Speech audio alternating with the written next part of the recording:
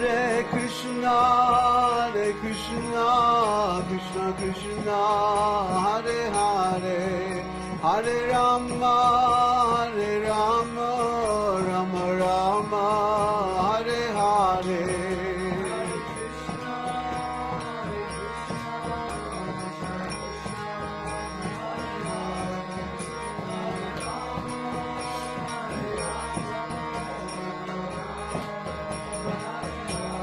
Hare Krishna,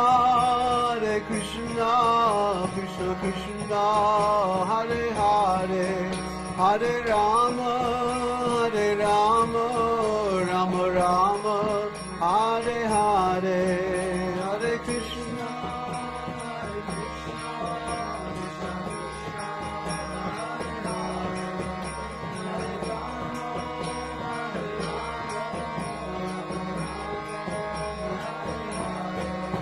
Hare Krishna, Krishna Krishna, Hare Hare, Hare Rama, Rama Rama, Hare Hare.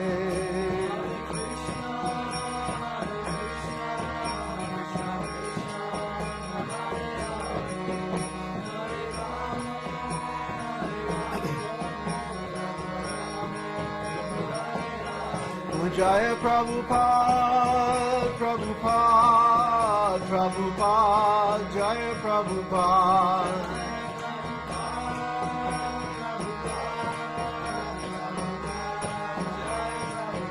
Jaya Jaya Prabhupada, Prabhupada, Prabhupada, Jaya Prabhupada.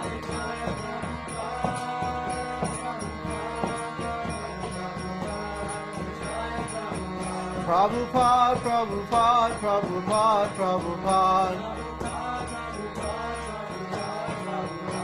Prabhupada, Prabhupada, Prabhupada, Prabhupada. Jaya Prabhupada, Prabhupada, Prabhupada, Jaya Prabhupada.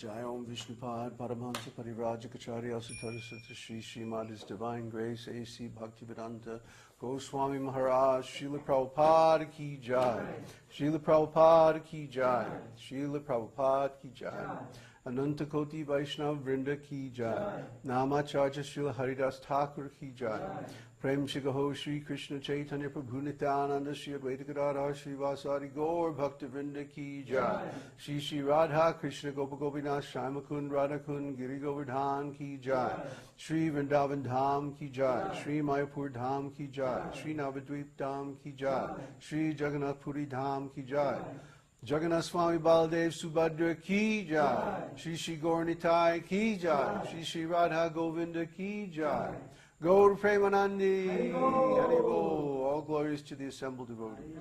All glories to the assembled devotees. All glories to the assembled devotees. All glories to Shri Shri Guru Gauranga. All glories to Srila Prabhupada. Namam Vishnu Padaya Krishna Prishthaya Bhutale Shmati Bhaktivedanta Swami Namane. Namaste Saraswati Deve Gauravani Pacharne Nirvishesha Shunyavadi Pustachi Deshitarne.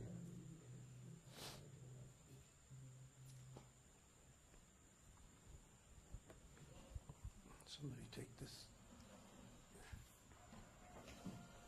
Yeah.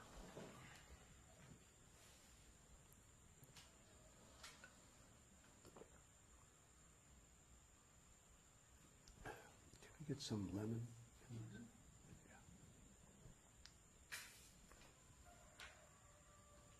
Lemon? Lemon. Lemon. Check. Lemon.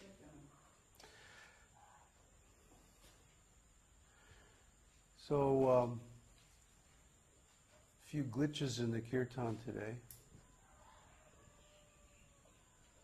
Whenever you have a small group and it expands, the number of communication lines within the group expands exponentially as a multiple of the number of people involved.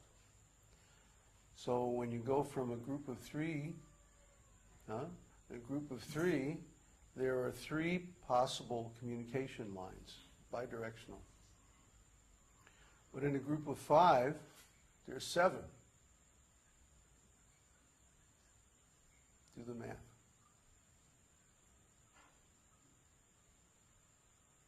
Anyway, nobody's up to doing the math this morning. So draw it. 1, 2, 3, 4, 5, and the number of possible lines.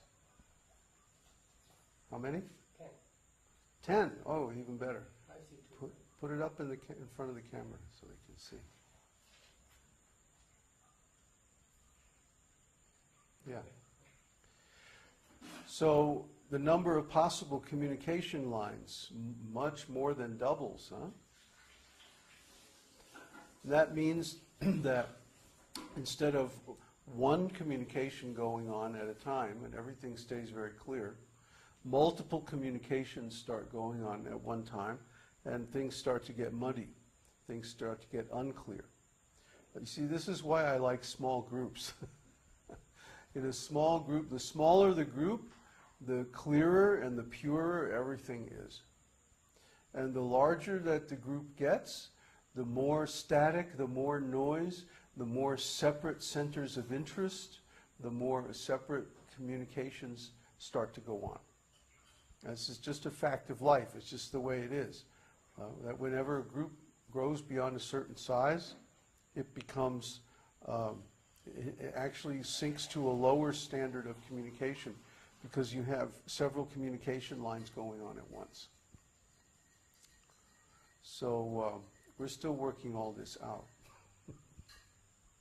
You know, like for a long time, it's been a standard in our group that at 10 o'clock Sunday morning, everybody reports to put together the satsang. At 10 o'clock this morning, there was nobody here. I had to do it all myself. So, you know, this is what happens when a group starts to grow beyond a certain size. Then suddenly things start to change for no reason, just because they can. Srila Prabhupada had to fight against this constantly. I don't want to fight. I don't want to chastise students. Everybody should do their duty and not change anything just because they can, just because there's more people or there's more stuff going on or more possibilities for change, you know.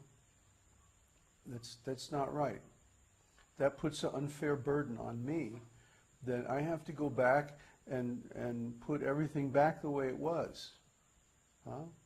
Don't change things. If we have some standard established, keep it the way it was. Doesn't matter if we have 50 devotees. It doesn't change. At 10 o'clock Sunday morning, everybody's here for a Sunday satsang to set up. So, you know, we're having trouble keeping the drums and the kartals together and like that. We're going to have to rehearse. We're going to have to work these things out. We're going to have to work on communication so that we don't have a split in the group where it splits into 2 groups. This could very easily happen. It could very easily happen that we have one group of devotees, they're living in one place, and another group is living in another place. And so the communication gets messed up. We really need a pair of walkie-talkies so that we can call down to the other house. It's 10 o'clock, where are you guys? Yeah, right. So that is an important part of managing any kind of a group. That there should be some, that once the group gets beyond a certain size, which appears to be like 3, you need to have some formal guidelines for communication, because otherwise things start to get confused very quickly. So, you know, we don't want to get too formal, because that puts restrictions on the spontaneity of the group, and that's the whole thing, that we want spontaneity. but not so spontaneous that the program gets messed up. So anyway, what was I going to talk about today? Oh yeah. I was going to talk about this very subject, about how groups develop through different stages. Our group has been developing now for about 2 years, and we've seen a lot of people come and go. We've seen a lot of people asking very personal questions, and we did our best to answer them, and they're still not satisfied, and then they go away.